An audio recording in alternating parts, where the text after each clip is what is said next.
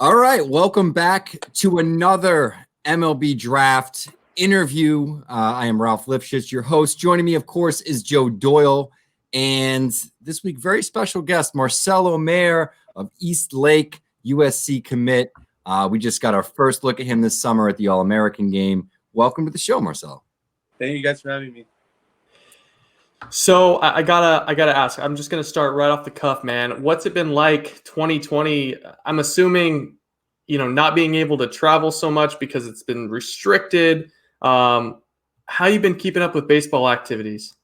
Yeah, it's been different, going from like 30 high school games to just playing, for me, 6, to having a bunch like this off period, to then not being able to travel for me being in the West Coast, playing with the San Diego show. For me, I just use this time to get better. Usually when summer starts, it's like, boom, baseball tournaments after baseball, and you don't really get time to like work out and stuff. So I try to use this time to really get better and work out, get faster, get stronger, all those stuff that I usually couldn't do in past summers. What sort of stuff were you focusing on? Because obviously it was, a different experience. Were you working out at home?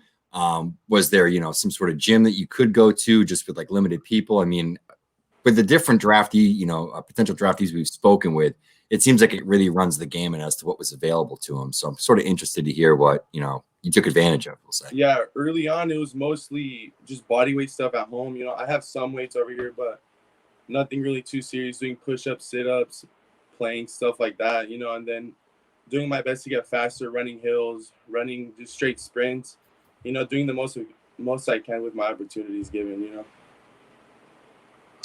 On the baseball side of things, with your high school being shut down and with, there's still the regional showcases here and there. What sort of opportunities have you had to actually get out and play the game against, similar competition and things like that? Or has it been kind of a quiet summer on the diamond? No, it actually hasn't. Actually right now I feel better than I ever have before, including when high school ended, because my club program did a really good job of keeping us in shape, doing 2 inter squads a week. So I was getting around 6 to 10 at-bats every week. And then also with the minor league being shut down, a lot of minor league arms coming down and like throwing to me and stuff like that. So I was getting really good looks, like game looks, I would say, not just practice looks, Yeah.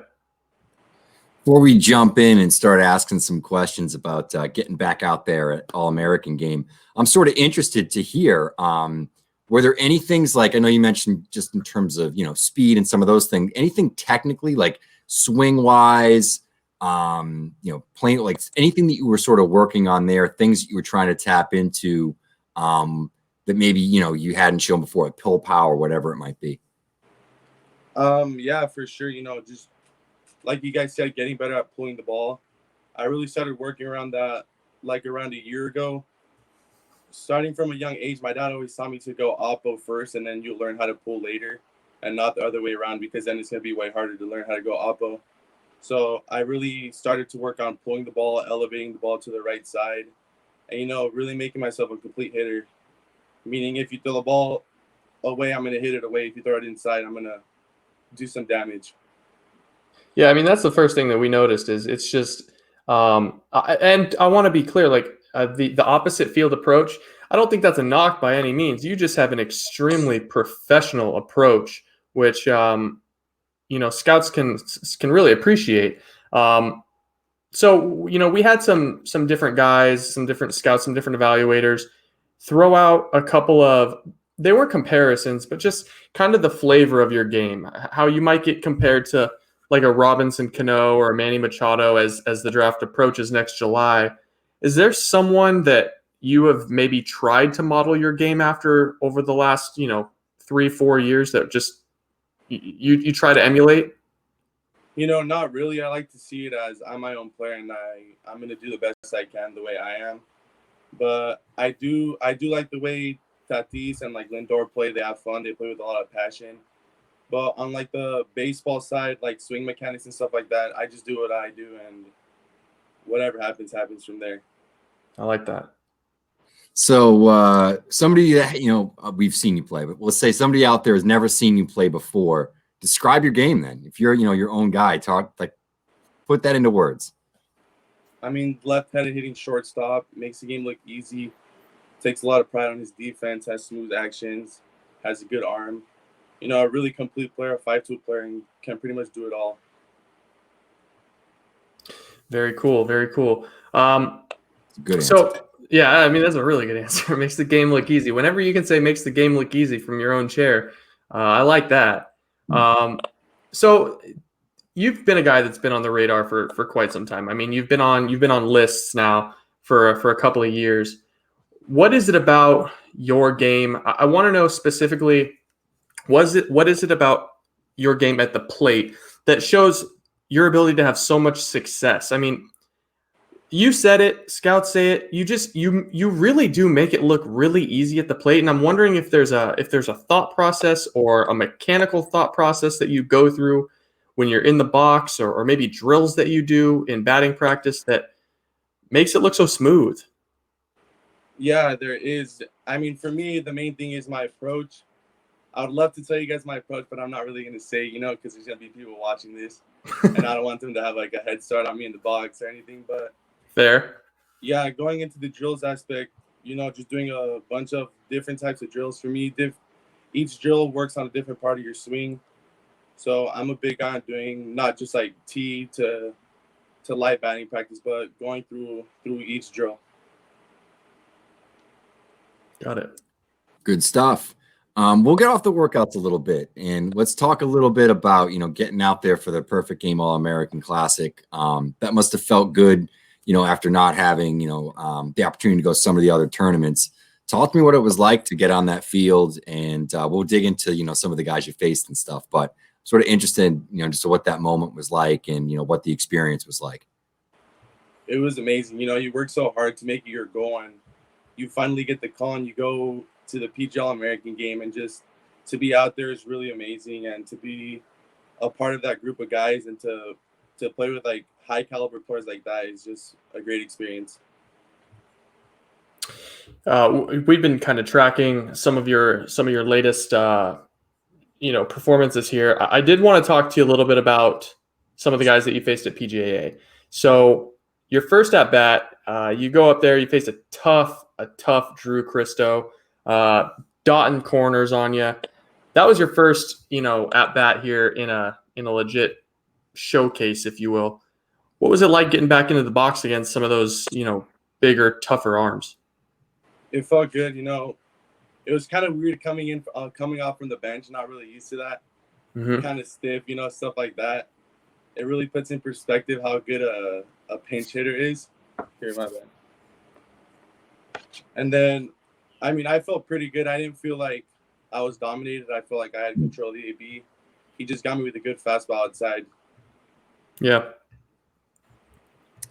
Who was the best arm that you faced at All-American? And I'll even sort of piggyback on that. Who's the best arm that you faced over the last year or so?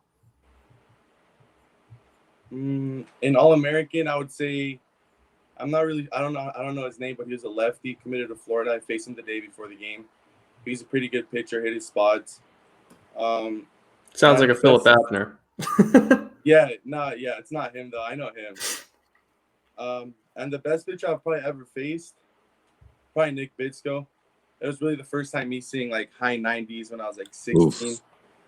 And yeah, he was a pretty good pitcher. He threw me a 3-2 changeup. So I was straight sitting fastball right there. Just straight sitting 96. And he threw me a changeup outside corner.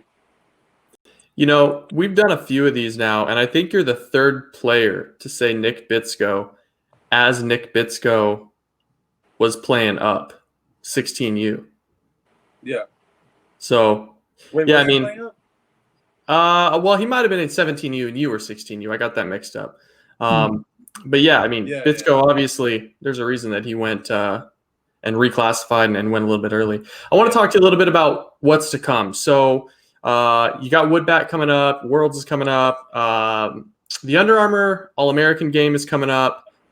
Those rosters haven't been released yet, so we don't have to speak about that, you know, in finality. But what are some of your goals for the rest of the summer as it pertains to, you know, getting your name out there in front of big arms and just kind of working our way to next July? I mean, my main goal right now is to work hard for our next tournament in Florida and win it with my club team here. We worked so hard. We just got off a championship victory over here in Arizona, so we're looking to take that momentum into Florida. Absolutely. Good stuff. I guess sort of the last question I have, it's kind of going back a little bit to some of the stuff we were talking about earlier. Have you worked with any tech at all? Into anything in terms of, monitoring swings, blast motion, KVS, any of that stuff? Yeah, I've worked with blast motion a little bit, and then USA tried to get me on like diamond kinetics and stuff, but I'm more of a feel guy. I like to feel my swing. I like hitting off the tee and doing. I know my swings right when I'm doing like batting practice and I bring balls to all field. So that's how I know my swings right. No offense to those companies, but I don't really know how to read those numbers. That's fair, man. You can get lost in all that data for sure. Yeah. Well, I mean, I don't have too many more baseball questions for you, Marcelo. Should we jump into some of the wackier ones? Kind of put you on your toes a little bit. Go for it. I think you got to hit him with a Pitbull question. Pitbull. All right, Marcelo. Here's your question. You got two options, and you got to pick one. The first one is Pitbull sings every song that has ever been written and will be written for the rest of time, or every artist that's ever existed plays every song, but it's only a Pitbull song. Only one song? Only one Pitbull song. How about Gasolina? Every artist does Gasolina, or Pitbull plays every song that's ever been written. Oh, I'm going with the Pitbull, easy. Which one? They're both Pitbull. The first option, just more variety. First one? Yeah, more Okay. variety. I can't I like imagine that. listening to the same song over and over again with a different voice. It's still the same song, I get bored of it super fast. Yeah. I think that's the correct answer. I do We should get some different words mixed in, whatever it might be. Yeah. All right, here. Last question that we're gonna ask. We're down in your hometown. What's the best local food in your hometown? I mean, there's a list of like pretty much every restaurant you go into, you're gonna be content with what you ate. So there's not really one place, depending on what you want to eat too. There's One not really item. one place that stands out to me. I like. Yeah. How about one food item that sticks out? Like up here in Seattle? Like Philly has cheesesteaks, like Massachusetts has clam chowder, that sort of thing. Like, is there like someone comes to your town, like this is like the thing you got to eat, Where are whatever. you taking them?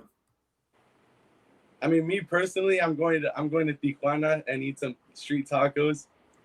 I like that. It's the right answer. That's a good answer. Since it's so close, you can just drive an extra 20 minutes and go over there, Yeah, for sure. Perfect. All right, man. Well, Marcelo Mayer, thank you for joining us on the show today. Good luck throughout, the rest of 2020 into 2021. And we can't wait until we say, we had the #1 overall pick on the show last year. So thank you for joining us, man. And good luck throughout the process. Thank you for having me. Appreciate it. All right, man. Take it easy.